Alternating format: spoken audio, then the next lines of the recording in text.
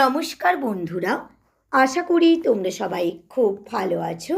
তোমাদের সবাইকে আমার চ্যানেলে স্বাগত জানিয়ে এবং আজ কবিগুরু রবীন্দ্রনাথ ঠাকুরের জন্ম শতবার্ষিকী উপলক্ষে কবি দেবব্রত দত্তের লেখা কবিতা 25শে বৈশাখ কবিতাটি আমি তোমাদের আবৃত্তি করে শোনাচ্ছি।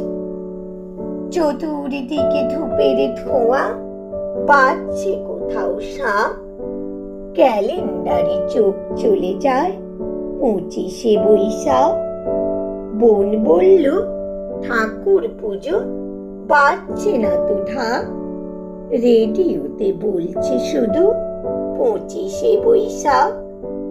মাকে বলি খাবো না আজ, যতই খিদে পাক, টিভির কাছে দেখবো বসে 25শে বৈশাখ। বাবা বললেন টিভি দেখা আজকে না হয় রাখ, সবাই মিলে করব পালন 25শে বৈশাখ।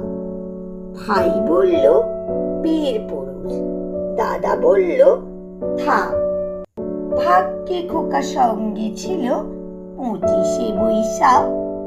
দিনের আলো নিবে এলো, সূর্যি বাজায় শাঁখ, প্রতিদিনই হোক না শুরু 25শে বৈশাখ।